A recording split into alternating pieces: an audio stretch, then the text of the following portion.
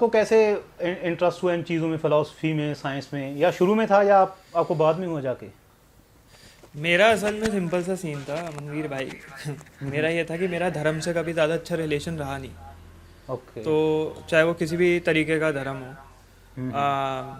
तो उसमें क्या था, बीच में बहस होती थी लोगों के साथ, भसड़ होती थी, डिबेट्स होते थे।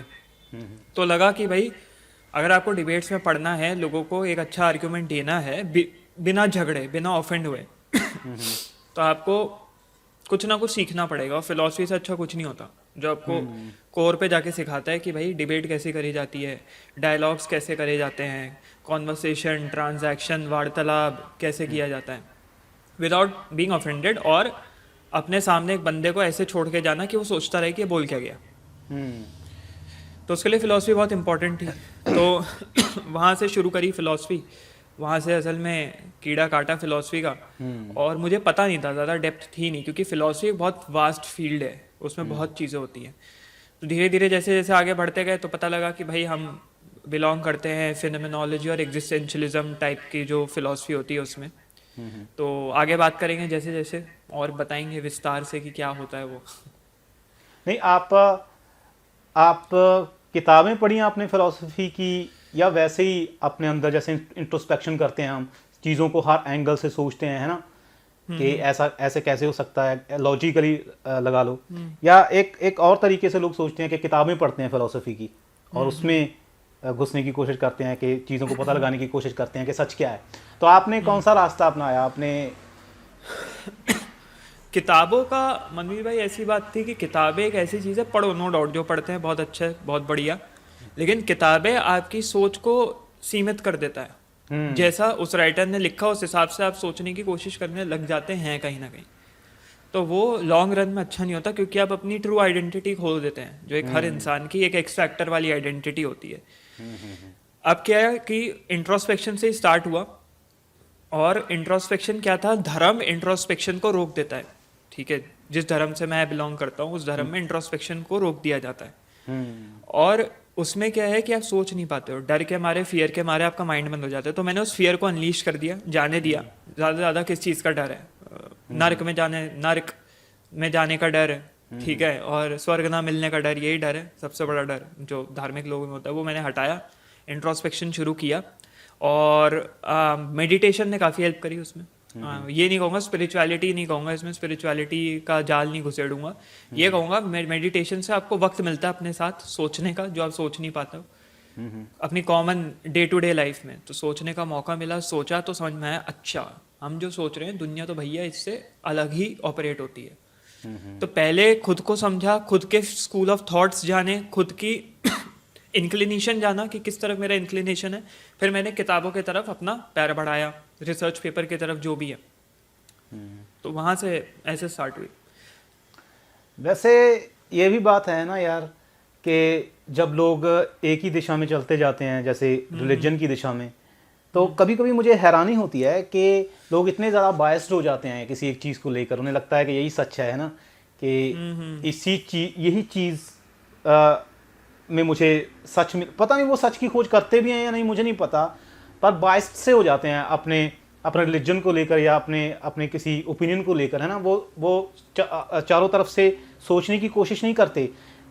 आजकल तो इतना इंटरनेट पर इतना डेटा पड़ा है, हम सब कुछ देख सकते हैं कि कहाँ क्या हो रहा है, कहाँ क्या हो रहा है, पर फिर भी वो उसी दिशा में चलते चले जाते हैं। अगर आप उनको कुछ कहोगे कि इसको किसी और एंगल से भी सोचा जा सकता है, इस व्यू पॉइंट को, है ना, तो वो पता नहीं क्यों आप जितना भी जोर लगा लो, वो सोचने की, वो वहाँ तक सोचते ही नहीं है। वो अपनी कहते रहते हैं I am proud to be this, I am proud to be that. तो वो हर एंगल से सोचने की कोशिश नहीं करते हैं। तो कभी कभी मुझे लगता है कि इस तरह के लोग हैं जो वो किस तरह से सोचते हैं, क्योंकि उनके पास सारा डेटा पड़ा है। उनके ऑपोजिट भी जो लोग बैठे हैं वो भी यही कह रहे हैं I am proud to be this, I am proud to be that. वो भी यही कह रहा है I am proud to be this. तो उनके दिमाग में कभी ये बात आती नहीं है कि यार ये तो मेरी कॉपी है जिससे मैं लड़ रहा हूँ, जिससे मैं फाइट कर रहा हूँ, है ना। तो मुझे कभी हैरानी से होती है इस बात को सोचकर कि उन लोगों का दिमाग किस तरह से काम करता है, वो किस तरह से सोचते हैं। आप क्या कहना चाहेंगे इस बारे में? मेरा ये था कि मेरा सीन सिंपल सा था कि जिस यूनिवर्सिटी में मैं पढ़ता हूँ उस यूनिवर्सिटी में मेजॉरिटी मुस्लिम्स हैं। ओके। ठीक है। तो अभी क्या है बात कि जब डिबेट का वक्त होता था या कोई भी, चाहे मैं मुस्लिम्स की बात नहीं कर रहा, किसी भी धर्म के आदमी की बात कर रहा हूँ, तो बड़ा वो लगता था कि यार ये क्यों नहीं समझ रहे हैं, जो हम देख रहे हैं वो ये क्यों नहीं देख रहे, वो समझता था जो हम देख रहे हैं वो ये क्यों नहीं देख रहा। हम्म। तो इसमें क्या होता था कि अब जो इंसान को बचपन से, अब आप ये बात है ना कि जो बचपन से माँ बाप ने उनको बताया है, अगर आप 6 साल के एक बच्चे को पैदा हुआ 6 साल तक उसको कमरे में बंद रखो, उस कमरे से बाहर ना निकालो, हम्म। तो उसको ये नहीं पता होगा मेरा भगवान कौन है, अल्लाह है, राम है, कृष्ण है, जीसस है। मतलब भगवान से जीसस ये लोग भगवान नहीं होते, मतलब इन द सेंस कि कौन है मेरा धर्म के लोग कौन है। हम्म। अब सीन सिंपल सा ये है कि मैं भी बड़ा मज़ा आता था, मेरे को डिबेट कर रहे हैं, लोगों से लड़ रहे हैं, तो और जो है घुस रहे हैं लोगों में, बहसबाजी चल रही है, लेकिन बाद में ये रियलाइजेशन हुआ ये वक्त है, हो सकता है ये वक्त टल जाए।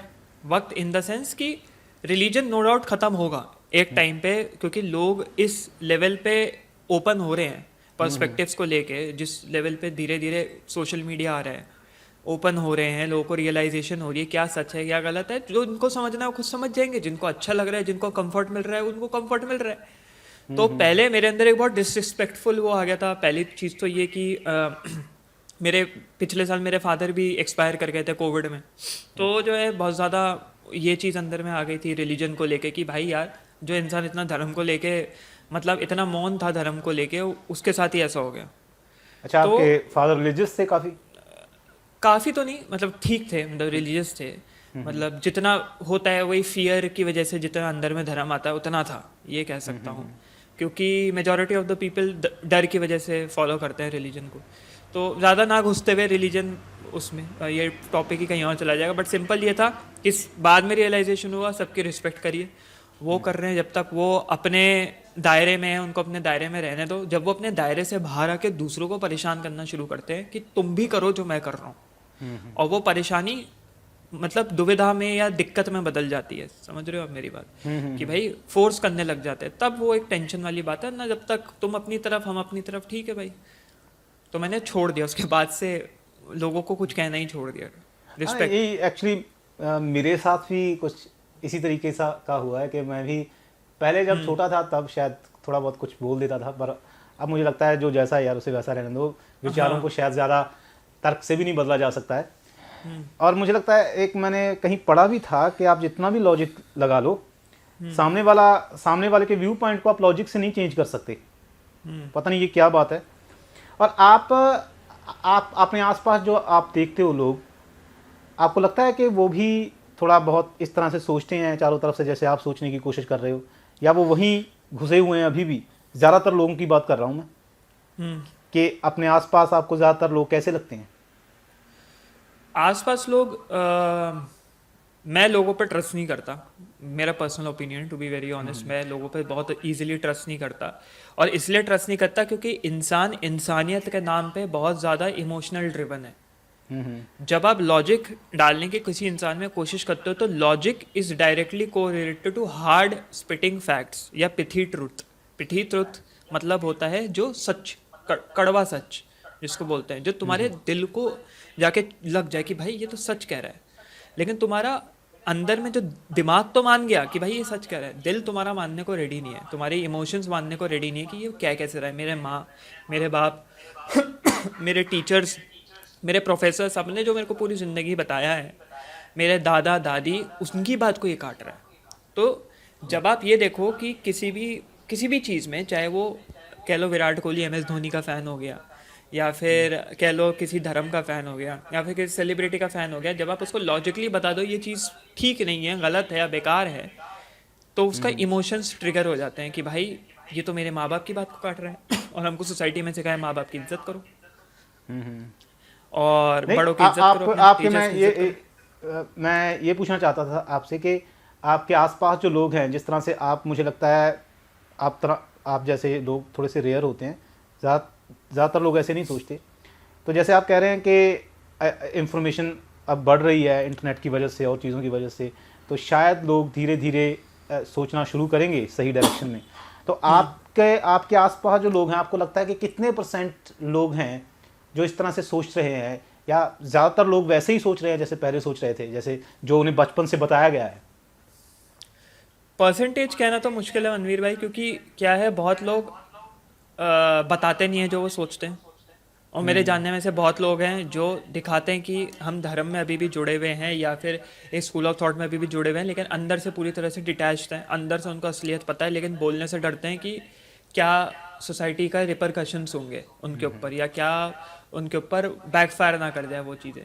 तो परसेंटेज ऐसे बोलना तो बहुत मुश्किल है। होते मैक्सिमम लोग हैं, ये मैं आपको बता दूं, जो आंख बंद करके एकदम ही भरोसा कर लेते हैं, वो बहुत, मैं कहना चाहता हूँ वो बहुत रेयर होते हैं। जो एकदम ही लॉजिकली अपने दिमाग को बंद कर लेते हैं, बहुत रेयर होते हैं ऐसे। मैक्सिमम लोग सोचते हैं कि यार अगर ये गलत निकला तो क्या होगा, या अगर ये चीज़ में ये जो मैं सोचता हूँ, जिस चीज़ को मैं बचपन से कर रहा हूँ, अगर वो ऐसा नहीं हुआ तो क्या होगा, लेकिन वो बोलते नहीं है।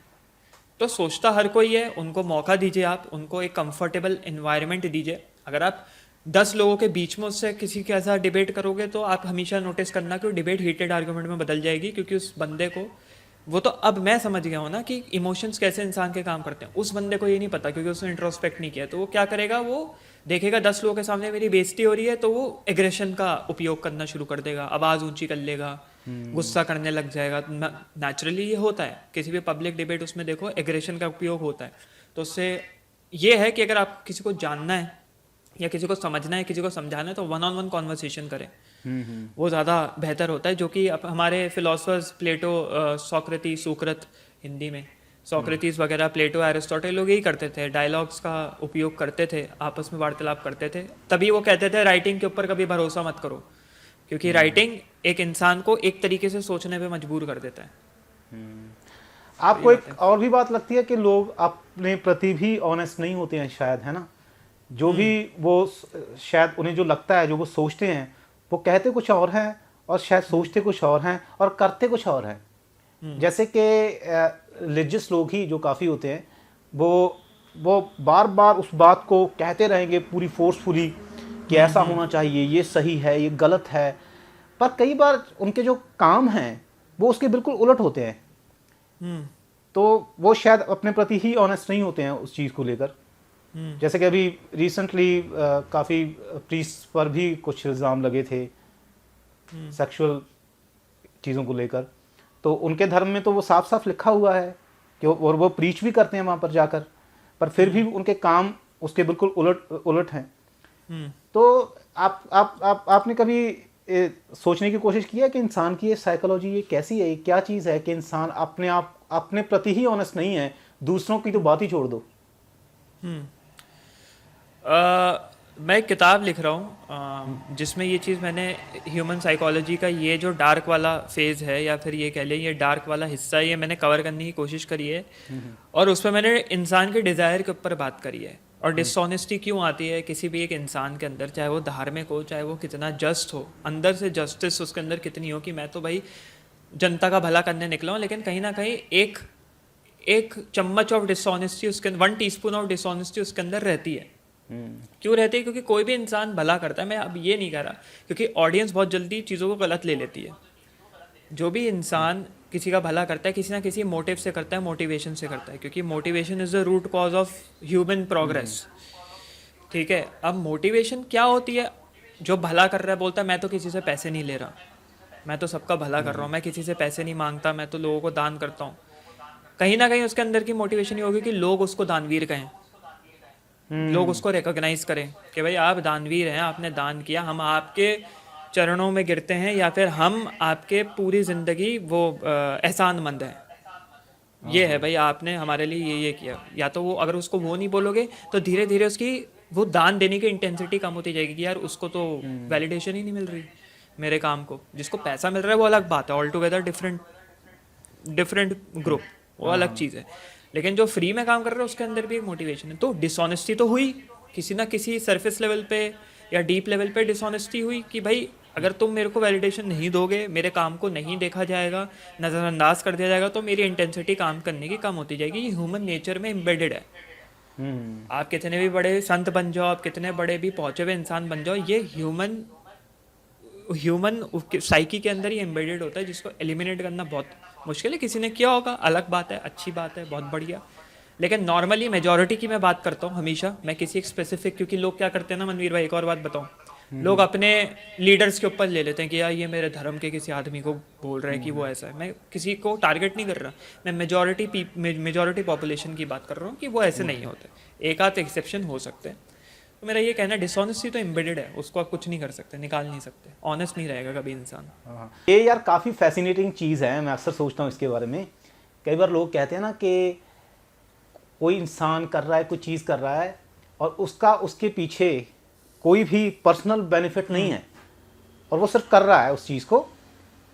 मैं हमेशा सोचता हूँ कि हमें पता नहीं चलता है पर इंसान का पर्सनल बेनिफिट उसमें रहता ही रहता है। जैसे कि आपने कहा कि कई बार लोग ये अपने आप को प्राउड फील कराने के लिए करते हैं ना, कोई मुझे दानवीर कहे। कई बार लोग और भी बहुत सारी चीज़ें करते हैं, उन्हें लगता है कि वो ऐसे ही कर रहे हैं पर कुछ ना कुछ अपनी एक फीलिंग उनमें रहती ही है, या पीछे कोई ऐसी चीज़ रहती है जिसके बारे में शायद वो खुद नहीं जानता है कि वो क्या है। जैसे कि मैं आपको एक एग्जांपल दूं, मुझसे किसी ने पूछा था कि प्यार जो है, लव जो है, वो जो प्योर लव की बात कर लें कि वो नहीं जो एक लड़के और लड़की में होता है या जिसके पीछे सेक्स इन्वॉल्व होता है, इस तरह की चीज़ें, वो नहीं, प्योर लव की बात करें। मैंने सोचा था इसके बारे में कि ऐसा आप कहाँ तक जा सकते हो और मैं कहाँ तक जा सकता हूँ इस चीज़ को लेकर।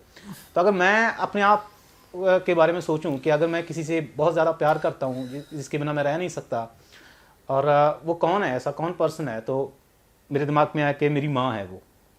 और अनकंडीशनल लव जिसे कहते हैं, वो डेफिनेशन मैं दे सकता हूँ कि मैं कुछ भी करूँगा, मैं कहीं भी चला जाऊँ, अगर मेरी माँ बीमार होगी तो मैं वापस लौट के आऊँगा और उसका इलाज करवाऊँगा और अनकंडीशनली उसकी सेवा करूँगा। तो क्या अब इसके पीछे मैं ये सोच लूँ कि यही एक तरह से हम कह लें कि यही प्यार है, पर मैं जो है वह चीज़ों को थोड़ा सा डीप ले जाने में विश्वास रखता हूँ और मैंने सोचा कि एक्चुअली में मेरा इसमें बहुत बड़ा बेनिफिट है, ये अनकंडीशनल नहीं है। बड़ा बेनिफिट इसमें क्या है कि मुझे पता है कि अगर मेरी माँ को कुछ हुआ तो मैं डिस्ट्रॉय हो जाऊँगा, अंदर से डिस्ट्रॉय हो जाऊँगा, डिप्रेशन में चला जाऊँगा। तो अपने ही आप पर रही हो वो बात, वो इस तरह से तो नहीं है कि मैं पूरे का पूरा अपनी माँ के बारे में सोच रहा हूँ। जैसे कि मैंने एक थॉट एक्सपेरिमेंट अपने आप पर ही किया कि सपोज कीजिए कि एक ट्रेन आ रही है और मैं अपनी माँ को भी दुख में नहीं देख सकता, उसे भी तकलीफ में नहीं देख सकता। तो कि अगर मेरी माँ जो हैं उन पर मुझे एक ऑप्शन दी जाए कि मैं एक ट्रिगर पुल करूं कि वो ट्रेन मुझे मार दे या मेरी माँ को मार दे, मेरे पास ये ऑप्शन है, तो मैं क्या चूज़ करूंगा इन दोनों में से। तो अगर मैं कहता हूं कि मैं ये चीज़ पुल करूंगा कि वो मुझे मार दे, वो ट्रेन मुझे मार दे, तो लोगों के दिमाग में ये इंप्रेशन जाएगा कि यार दिस इज़ अनकंडीशनल लव, कि मैं मेरी माँ को कुछ नहीं होने दूंगा पर मैं मर जाऊंगा। पर एक्चुअली में मेरा डिसीजन इससे उलट है। मैं वो ट्रिगर पुल करूंगा कि वो ट्रेन मुझे ना मारे, एक्चुअली में मेरी माँ को मार दे। अब लोगों के दिमाग में क्या जाएगा? लोगों के दिमाग में ये जाएगा, यार ये तो सेल्फिश इंसान है, इसे तो अपनी माँ की परवाह नहीं है। पर इसके पीछे एक बहुत बड़ा रीज़न है कि अगर मैं मर जाता हूँ तो मुझे पता है मेरी माँ को किस तकलीफ़ों से, किस दुख से गुजरना पड़ेगा। वो मौत से भी बदतर होगा, मेरे बिना उसकी ज़िंदगी कुछ नहीं है, उसे मैं नर्क में धकेल दूंगा खुद मर के। पर अगर मैं उसे मार दूंगा तो मैं खुद नर्क में धकेला जाऊंगा। तो ये जो पर्सपेक्टिव्स होते हैं, ये हम सोचते हैं कि क्या सही है, क्या गलत है और क्या अनकंडीशनल है। हम सोचते हैं, कई बार हम अपने अंदर ही झांकने की कोशिश नहीं करते हैं कि एक्चुअली में बात क्या है। तो जब हम रूट कॉज पर पहुंच जाते हैं तो एंड में जाकर हम अपने पर ही लेकर आते हैं उस बात को कि मुझे कैसा फील होगा। तो कोई भी चीज़ मुझे लगता है ऐसे नहीं होती है कि हम बिना अपने आप को बीच में लाए दूसरों के लिए सिर्फ ऐसे ही कर देते हैं, दूसरों के लिए सिर्फ ऐसे ही सोचते हैं। हमारा कहीं ना कहीं इमोशनल हो चाहे कुछ भी हो, हमारा बेनिफिट उसमें छुपा होता है ना? वो बात है। मतलब आपको वैसे समझ में आई मैंने क्या कहा बात? इन शॉर्ट ये है कि छोटी सी चीज़ की एक चीज़ है, सफरिंग इज़ इनएविटेबल, आप कुछ भी कर लो, चाहे आप मिलियनेयर बन जाओ, बिलियनेयर बन जाओ, सफरिंग आएगी कि और चाहिए। चाहे आप जैसे बहुत लोगों के साथ ये होता है कि वो किसी से परेशान होते हैं अपने घर में, वो ख़त्म हो जाता है। ठीक, पहले बहुत परेशान होते हैं यार, परेशान करता रहता है, वो ख़त्म हो गया। ठीक है, तब भी परेशानी क्यों, ख़त्म क्यों हो गया? जिंदा है तब भी परेशानी क्यों, जिंदा क्यों है? तो जो सफरिंग का जो लूप है, जिसको पैराडॉक्स बोलते हैं, द पैराडॉक्स ऑफ सफरिंग, वो इनएविटेबल है, उससे आप कभी बाहर नहीं आ सकते। तो ये जो दुनिया है, सफरिंग है, बेस और कोर पे सफरिंग है। मुझसे लोग पूछते हैं कि आप एग्जिस्टेंशलिज्म फिलॉसफी पढ़ाते हो, उसमें मतलब मेरी एक्सपर्टीज़ है, क्यों करते हो? क्योंकि यार बेस पे देखो तो लोगों ने एक एक चादर चढ़ाई हुई है खुशियों की, हर चीज़ के ऊपर एक चादर है, एक लेयर है, एक सरफेस है खुशियों की, जो ऑप्टिमिज्म की। अंदर में सब कुछ पेसिमिस्टिक है, अंदर में हर जगह सफरिंग है। खुद बैठ के सोचो, अगर तुमको लग रहा है कि मैं बकवास कर रहा हूँ, खुद बैठ के सोचो, जैसे भी मनवीर भाई ने आपने एग्जाम्पल दिया, तो ये जो चीज़ें अंदर में हैं, ऐसा लगता है ये इनएविटेबल है यार। तुम ये सोल्यूशन दोगे तब भी उसमें प्रॉब्लम है, ये सोल्यूशन दोगे तब भी उसमें प्रॉब्लम है। तो प्रॉब्लम का सोल्यूशन क्या है भाई? असल में प्रॉब्लम का सोल्यूशन है नहीं, कोई सोल्यूशन ही नहीं है। यू कैन तो मुझे बेसिकली ये लगता है कि इंसान कुछ भी करता है, चाहे वो पैसे कमाता है, चाहे वो बहुत ज़्यादा मेहनत करता है, चाहे वो कुछ ऐसा भी कर रहा है जिसके पीछे दूसरों को लगे कि इसका कोई बेनिफिट नहीं है, पर अल्टीमेटली वो सोच अपनी खुशी के बारे में ही रहा है। अगर वो कोई दान पुण्य भी कर रहा है, दूसरों की सेवा भी कर रहा है, तो उसके पीछे भी उसका एक रीज़न है कि उसे शायद सेटिस्फैक्शन नहीं मिल रही है किसी चीज़ से, और उसे अपने आप को बेटर फील कराना है, और उसे उस चीज़ से अच्छा वो लग रहा है खुशी करने मिल में। भी गई, अगर तो आप ये अल्टीमेटली भी मुझे तो देखो, अगर वो खुशी मिल भी गई, जो इस खुशी की आप बात कर रहे हो, उसके बाद भी वो नाखुश है, क्योंकि वो खुशी मिलने के बाद वो ऊपर वाली खुशी को देख रहे हैं कि इससे बेहतर क्या हो सकता है। वही है, जैसे जैसे कोई कहता नहीं है कि यार तुम ये क्या करते रहते हो, दुनियादारी में लगे हुए हो, है ना। मैं तो मंदिर में जाता हूँ, मस्जिद में जाता हूँ, जाके पूजा पाठ करता हूँ, और मैं तो एक तरह से जैसे बहुत ही अपनी मैंने खुशियाँ त्याग दी हैं। पर अगर वो डीप लेवल पर जाकर देखे, वो उससे भी कुछ बड़ा पाने तुम की सोच अल्टीमेट रहा है। खुशी पाना चाह रहे हो। शायद मैं स्वर्ग में जाऊंगा, हाँ है ना, शायद मुझे अगला जन्म बेटर मिलेगा, ये तो यार कोई अच्छा खासा है नहीं। तो कहीं ना कहीं छुपा होता है वो बेनिफिट। होता है, बिल्कुल होता है। इसी को हीडोनिज्म बोलते हैं, एक टर्म होता है इंग्लिश में हीडोनिज्म। हीडोनिज्म का मतलब डिजायर्स, अल्टीमेट डिजायर्स, किसी भी इंसान के अल्टीमेट डिजायर। तुम किसी भी टॉप धार्मिक बंदे से पूछो, कर रहे हो, क्यों कर रहे हो, किस लिए कर रहे हो? भगवान ने कहा है, मेरे भगवान ने कहा है करने को। अच्छा, क्यों कहा है करने को?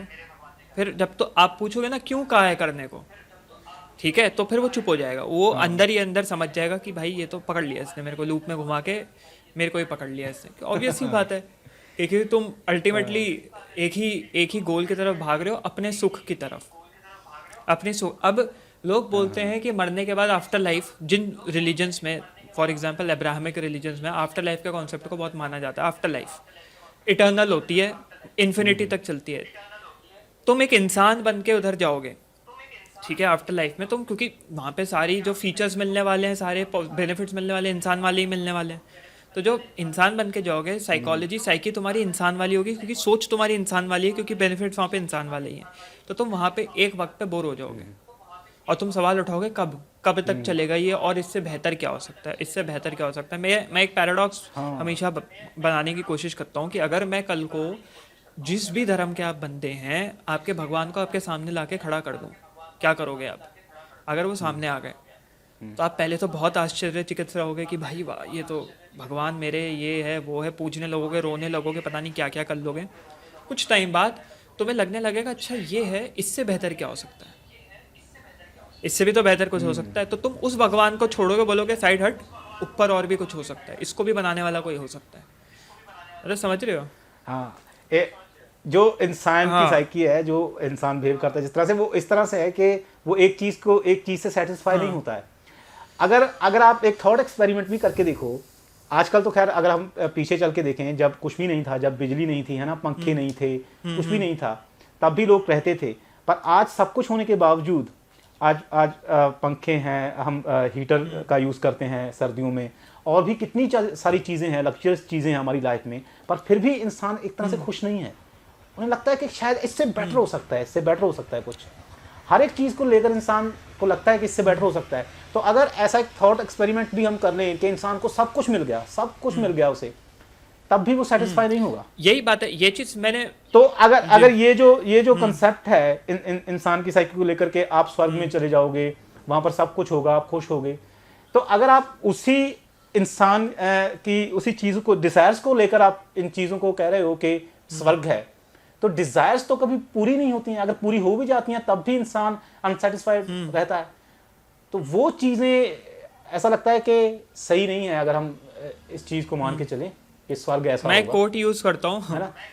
फनी कोट है, पैराडॉक्स से भरा हुआ, wanting having no desire is also a desire, या wanting no desire is also a desire, कि मेरे को कोई डिजायर नहीं चाहिए, मैं लालच और डिजायर से दूर रहना चाहता हूँ, वो भी एक डिजायर है कि तुम वैसा बनना चाहते हो।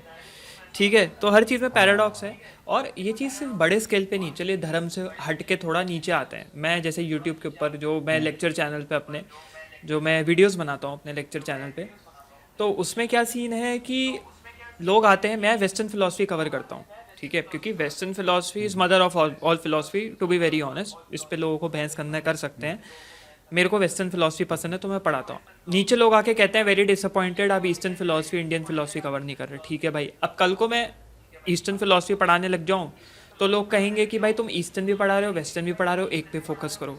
सिर्फ ईस्टर्न पढ़ाओ तो कहेंगे ईस्टर्न में घुसे हो, वेस्टर्न क्यों नहीं पढ़ा रहे, वो भी एक बैकबोन होता है फिलॉसफी का। तो क्या करोगे आप?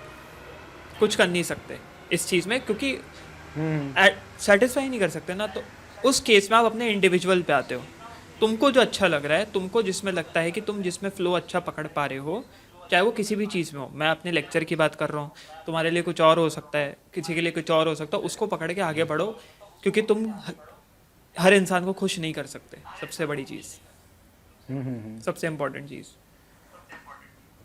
और ये फिलॉसफी का जो मुझे लगता है ईस्टर्न वेस्टर्न, ये भी ना एक तरह से नाम दे रखे हैं यार। फिलॉसफी मुझे लगता है कोई रॉकेट साइंस नहीं है, ये कॉमन सेंस है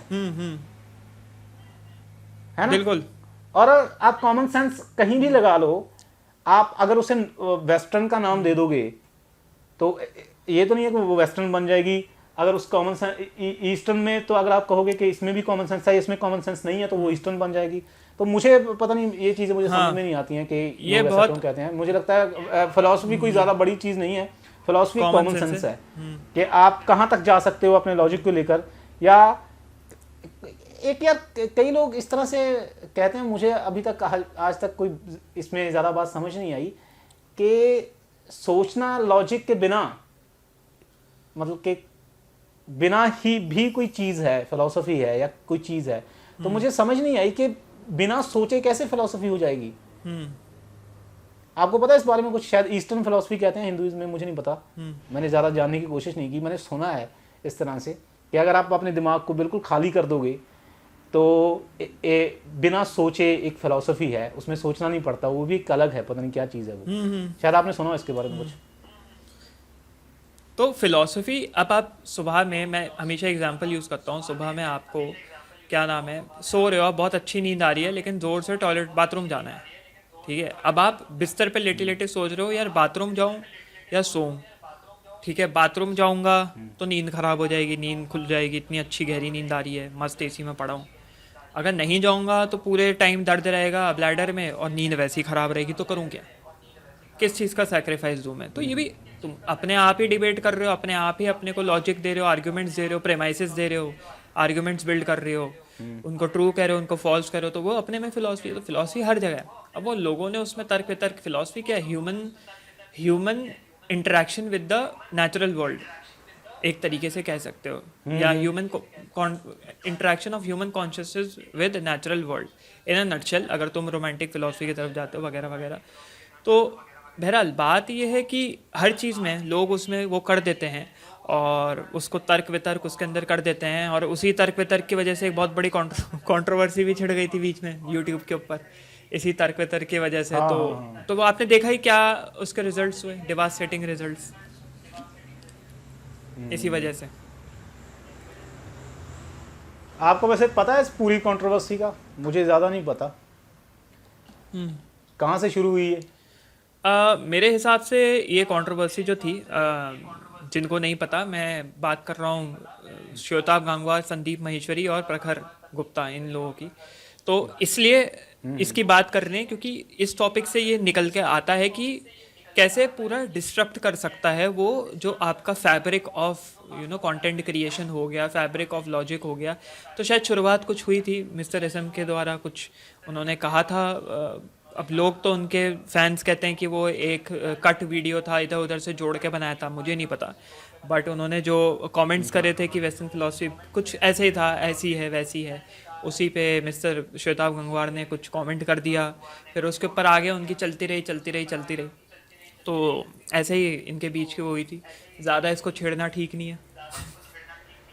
हाँ खैर ज़्यादा सही, ये तो बातें हैं, जितनी ज़्यादा बढ़ेंगी उतनी ज़्यादा खराब होगी। तो बस ये है कि हाँ, बहुत बड़े स्केल पे क्रिटिसिज्म हुआ था एक ऐसी चीज़ का जो कि नहीं होना चाहिए था, तो वो गलत था। एक यार मैंने ना आपकी एक वीडियो देखी थी नाइलिज्म को लेके, और मैं भी इसके बारे में काफ़ी सोचता हूँ नाइलिज्म को। तो आपको क्या लगता है, ये अच्छी चीज़ है या बुरी चीज़ है? अगर नाइलिज्म इन जनरल या किसी भी स्कूल ऑफ थॉट को अगर हम अच्छे बुरे में जिस दिन डालने लग गए तो उसका एसेंस ख़त्म हो जाएगा। Point number 1। पॉइंट नंबर 2 है कि ये जो इस फेज से, क्योंकि स्कूल ऑफ थॉट्स और फिलॉसफी फेजेस में गुजरती है, नाइलिज्म एक फेज़ है जब आपका बिलीफ सिस्टम टूटता है जो भी। तो जिसको भी देखना है अगर नाइलिज्म के बारे में, तो मैंने अपना चैनल है देसी फिलोसफर करके, उसमें मैंने विस्तार से समझाया हुआ है, जस्ट टू बी क्लियर कि लोगों को कन्फ्यूजन ना हो। तो सिंपल सेंस में ये है नाइलिज्म की एक फेज़ है जो कि आता है जाता है। तो लोग उसको अपना परमानेंट स्टेट ऑफ माइंड बना लेते हैं। 2 तरीके के लोग होते हैं, एक होते हैं जिन सही में फेस करते हैं, जो निकल नहीं पा रहे होते हैं, जिनको बोलते हैं पैसिव नाइलिस्ट, जो फंस के रह जाते हैं उस जाल में। जो निकल पाते हैं उनको एक्टिव नाइलिस्ट बोलते हैं, जो निकल जाते हैं उसका सोल्यूशन ढूंढने की कोशिश करते हैं। एक होते हैं जो फैशन के लिए यूज़ करते हैं उसको कि भाई हम तो नाइलिस्ट हैं। नहीं, मैं एक्चुअली में बात ये नहीं कर रहा निकल पाते हैं या फंस जाते हैं, मैं बात ये कर रहा हूँ कि नाइलिज्म, हाँ, मैं सही गलत पे आ रहा था, वो है मैं तो सही गलत पे ही आ रहा था। वो है तो सच्चाई, इसे तो हम बदल नहीं सकते। अल्टीमेटली एवरीथिंग मतलब कुछ भी है जो इस दुनिया में वो खत्म होने वाला है। हाँ, मैं उसी पे आ रहा था। मैं वो प्रोग्रेस ऐसे करना चाह रहा था उसके ऊपर कि कि वो सही गलत वाले में तो उन लोगों को आप निकाल दो जो सिर्फ फैशन के लिए ले रहे हैं उस चीज़ को। अब हम बात करते हैं उन लोगों की जो सही में फंसे हुए हैं, क्या उनके लिए सही है या उनके लिए गलत है, जो इसके अंदर फंसे हुए हैं, जो उनको क्या लगता है। तो इसमें 2 भागों में डिवाइड हो जाता है नाइलिज्म, सही गलत। एक होता है कि भाई जो लोग सही में फंसे हुए हैं उनके लिए यही रियलिटी हो चुकी है उनकी, कि there is no meaning to life, मेरा बिलीफ सिस्टम टूट गया, सब कुछ ख़त्म हो गया। वो पैसिव नाइलिस्ट हो जाते हैं, उनके बहुत गंदे सुसाइडल टेंडेंसीज आती है, उनको थेरेपीज़ हेल्प नहीं कर पाती, डिप्रेशन, बाइपोलर डिसऑर्डर हो जाता है उनको डिमेंशिया जैसी आगे जाते जाते उम्र के साथ साथ बीमारियां हो जाती है। दूसरा, अब इसमें उनके लिए यही सत्य है, उनके लिए यही सही है कि भाई नाइलिज्म ही सब कुछ है, क्यों कर रहे हो तुम ये सब, करना छोड़ दो। लेकिन सही गलत इसलिए इसमें नहीं कह सकते क्योंकि अपने में पैराडॉक्स है। अगर आप ये कहते हो जाके किसी से कि there is no meaning to life, I am a nihilist, और नाइलिज्म ही सत्य है, तो तुम ये कहने में भी एक मीनिंग दे रहे हो नाइलिज्म को, या अपनी लाइफ को एक मीनिंग दे रहे हो कि तुम्हारा मीनिंग है कि तुम जाके सबको बता रहे हो कि नाइलिज्म कुछ होता है, वो भी तो एक मीनिंग है इन अ नटशेल, वो भी तो एक मीनिंग है। तो इसमें सही गलत कहना मुश्किल है। नहीं, कई लोग सही गलत ऐसे होते हैं कि कई लोग जो ये सोचते हैं कि इस दुनिया में है ना कुछ भी नहीं है, सब कुछ खत्म होने वाला है एक दिन, तो फिर काहे के लिए हम जी रहे हैं। तो कुछ लोग इसे गलत तरीके से ले जाते हैं, पर मैंने ऐसे भी लोग देखे हैं जो नाइलिज्म से क्योर हुए हैं, यानी कि अपनी ज़िंदगी में जो भी उनकी टेंशन्स हैं, जो भी उन्हें चिंता है, तो उससे वो निकले हैं। उन्हें लगता है कि क्यों मैं इस चीज़ की इतनी परवाह कर रहा हूँ, क्यों मैं इस चीज़ की इतनी चिंता कर रहा हूँ, क्यों मैं इस चीज़ में इतना बुरी तरह से फंसा हुआ हूँ, जबकि सब कुछ अल्टीमेटली ख़त्म होने वाला है। तो जो कहते हैं कि लाइफ को ज़्यादा सीरियसली नहीं लेना चाहिए, सही बात है। तो शायद उनके लिए ये अच्छी चीज़ होती है, अच्छी बात होती है कि वो मैं अपना एग्जाम्पल आपको पे दे सकता हूँ। पहला, जब मेरा धर्म का कॉन्सेप्ट पूरी तरीके से टूटा। दूसरा, जब मेरे पिताजी, मेरे फादर एक्सपायर करे। 2 चीज़ें, तो दोनों में मेरे बिलीफ सिस्टम टूटे। जब मेरे फादर एक्सपायर करे तो ये रियलाइजेशन हुई कि भाई तुम कुछ भी कर लो तुम कुछ भी कह लो, एंड में तुम्हारे साथ यही होना है, क्योंकि जब तुम्हारे से क्लोज कोई इंसान अचानक पहले मैं मौत के कॉन्सेप्ट कैसे ले, अरे ठीक है वो मर गया, अरे कोई बात नहीं, मतलब ये होता था अच्छा अच्छा, बड़ा बुरा लगा सुन के। जब अपने फादर के साथ ऐसा होता है जो तुम्हारे साथ उठता था, बैठता था, चलता था, खाता था, पीता था, वो नहीं, चला बहुत जाता बहुत है, मुश्किल तो है। डिस्ट्रॉय हो गया तुम्हारा बिलीफ सिस्टम कि मौत का कॉन्सेप्ट सही है, असली है, बहुत ज़्यादा सत्य है। मतलब इन जनरल आर्टिफिशियल इंटेलिजेंस बहुत ज़्यादा तगड़ी होती जा रही है एवरी डे। जैसे कि अभी नया कोई डॉली करके आया है आर्टिफिशियल इंटेलिजेंस, जो इमेजेस रेंडर करके देता है। आप सोचो, मतलब उसके अंदर कोई टाइप कर दो, वो उस प्रॉम्प्ट के हिसाब से इमेजेस दे देगा। और ऐसे ऐसे आर्टिफिशियल अच्छा। इंटेलिजेंस के थ्रू इमेजेस, इंसानों की इमेजेस रिप्लिकेट होके आ रही हैं जो इंसान एग्जिस्ट ही नहीं करते, ना कभी करते थे दुनिया में। तो अच्छा। इसकी वजह से बहुत ज़्यादा वीआर, जैसा आपने बताया, मॉल वगैरह में वीआर एआई की वजह से बहुत लोगों की रोजी रोटी पे लात पड़ रही है। मेरे जानने में एक दोस्त है जो फोटोग्राफर है, और वीआर में भी उसका काम रहता है, वैसे वो जनरली फोटोग्राफर है। उसने कहा कि एक उसका बहुत अच्छा क्लाइंट था, पे करने वाला क्लाइंट, उसने उससे काम छुड़वा दिया ये कह के कि भाई अब तो आर्टिफिशियल इंटेलिजेंस आ गई, उस पर ही सब कुछ हो जाता है, मेरे को ज़रूरत नहीं है। आर्टिफिशियल इंटेलिजेंस के बारे में यार आप क्या सोचते हो कि ये इस तरह से हो सकती है जैसे हम हैं, ह्यूमंस हैं, या आर्टिफिशियल इंटेलिजेंस तो पहले भी शायद थी, एक खास तरह का काम कोई मशीन करे उसे हम आर्टिफिशियल इंटेलिजेंस कह सकते हैं, कि जैसे कारों पर पेंट करना है ना, वो उसे डिटेक्ट करे, पर उसकी अपनी कॉन्शियसनेस तो नहीं है, वो सोच तो नहीं सकती है कि वो कारों पर पेंट कर रही है, या इस तरह से और भी बहुत सारी चीज़ें। तो आपको क्या लगता है कि ये आर्टिफिशियल इंटेलिजेंस जो है ये वाकई में है, या सिर्फ नाम ही दिया गया है ऐसे, या उस तरह से है जिस तरह से हम सोचते हैं? क्योंकि जैसे ही हम आर्टिफिशियल इंटेलिजेंस के बारे में सोचते हैं हमारे दिमाग में आता है कि कोई कॉन्शियस मशीन जो सोच सकती है। इस तरह की कोई मशीन अभी तक है या हो पाएगी आपको? मेरे हिसाब से जिस तरीके से आर्टिफिशियल इंटेलिजेंस प्रोग्रेस कर रहा है, तो वो ह्यूमन कॉन्शियसनेस को तो ओवरटेक कर लेगी, और जो यूनिवर्स के हिडन सीक्रेट्स है वो इंसान तो नहीं समझ पाएंगे, वो आर्टिफिशियल इंटेलिजेंस ही समझ पाएगी। क्योंकि आप देखो, मैं आपको एक छोटी सी बात बताता हूँ, क्रिकेट का हमने एग्जांपल दिया, स्पोर्ट्स का एग्जांपल दिया, अब ऐसी ऐसी आर्टिफिशियल इंटेलिजेंस आ गई है कि वो आपको इस टेम्परेचर, क्लाइमेट, सन पोजीशन, उस हिसाब से इस एंगल पे बैट रखने को, इस एंगल पे अपना हाथ रखने को कहता है कि हमेशा आपका शॉट ऐसा पड़ेगा जो छक्के पे जाए। या हमेशा आप आर्चरी में ये आने लग गया, आर्चरी में आप हमेशा ऐसे इस स्ट्रेंथ से अपना खींचो, वो आपको प्रॉम्प्ट करेगा कि इतना स्ट्रिंग खींचो खींचो खींचो, यहाँ रुक जाओ, थोड़ा ऊपर करो, रुक जाओ, फिर आप छोड़ोगे तो एकदम बुलजाई लगेगा, हमेशा हर शॉट बुलजाई लगेगा। तो अभी इतनी एडवांस्ड है, और ये सब कितने सालों में हुआ है कि कुछ 30-40 सालों में, 50 सालों में हुआ है। तो अगले, अगर ह्यूमन सिविलाइजेशन रहती है, अगर कोई मीटेरॉइड या उल्कापिंड आके नहीं टकराता पृथ्वी से, तो जब तक, अगर अगले 3-4 हज़ार साल में, तो पता नहीं क्या क्या हो सकता है। नहीं, ये जो टेक्नोलॉजी का जो ये एडवांटेज है, जो टेक्नोलॉजी जो कर सकती है, वो उसमें हमेशा रहा है कि टेक्नोलॉजी हमेशा एक्यूरेट रही है इंसान से। अगर हम एक्यूरेसी की बात करें तो जैसे आप कह रहे हैं कि हाँ इस तरह से आप अपना बैट रखो और शॉट हमेशा सिक्सर पर जाएगा, तो एक एक्यूरेसी की बात आ गई। हर चीज़ को लेकर अगर हम कहें कि टेक्नोलॉजी हमसे बेहतर कर सकती है चीज़ों को, तो उसका सिर्फ यही कारण होता है कि वो चीज़ों को बहुत ज़्यादा एक्यूरेटली कर सकती है। पर कॉन्शियसनेस, मुझे नहीं लगता कि उसका चीज़ से उससे कोई ताल्लुक है। एक एक्यूरेसी से और कॉन्शियसनेस एक दो अलग अलग चीज़ें हैं। कोई मशीन किसी चीज़ को कितना ज़्यादा सही तरीके से कर सकती है, उसका कोई शायद असर नहीं है उस पर कि कोई चीज़ कितनी ज़्यादा कॉन्शियस है। अगर हम बच्चों को ले लें, बच्चे बहुत ज़्यादा सही तरीके से चीज़ों को नहीं कर सकते हैं, वो अपने मुंह में खाना भी नहीं सही तरीके से डाल सकते, पर उनकी कॉन्शियसनेस होती है, वो कॉन्शियस होते हैं। तो मैं ये सोचता हूँ कि आर्टिफिशियल इंटेलिजेंस और ये कॉन्शियसनेस जो है, ये शायद दो अलग अलग चीज़ें हैं, और हमारी शायद गलती ये है यहाँ पर कि हम इन दोनों चीज़ों को मिलाने की कोशिश कर रहे हैं एक दूसरे से, कि अगर कोई मशीन बहुत ज़्यादा एक्यूरेट हो जाएगी तो वो सडनली कॉन्शियस हो जाएगी। तो मैं ये पूछना चाहता हूँ कि इसके बारे में आप क्या सोचते हो? उसके लिए पहले हमको कॉन्शियसनेस को डिफाइन करना पड़ेगा ठीक से कि होती क्या है, जो कि अभी अनडिफाइन, मतलब डिफाइंड नहीं है, उसकी डेफिनेशन कोई है नहीं। कॉन्शियसनेस होता क्या है? क्या कॉन्शियसनेस होता है? क्या आप सोच पा रहे हैं? क्या कॉन्शियसनेस होता है आप सोच पा रहे हैं विद एडेड ह्यूमन इमोशंस, उसको कॉन्शियसनेस कहते हो। तो आर्टिफिशियल इंटेलिजेंस, अब जैसे आपने बच्चे का एग्जांपल दिया कि बच्चे को सिखाना पड़ता है जो भी वो काम करता है, कि चम्मच कैसे पकड़नी है, बात कैसे करनी है, शब्दों का उपयोग कैसे करना है, वो सब उसको सिखाया जाता है और वो धीरे धीरे सीखता है। तो हो सकता है आर्टिफिशियल इंटेलिजेंस अभी उसी स्टेज पे हो।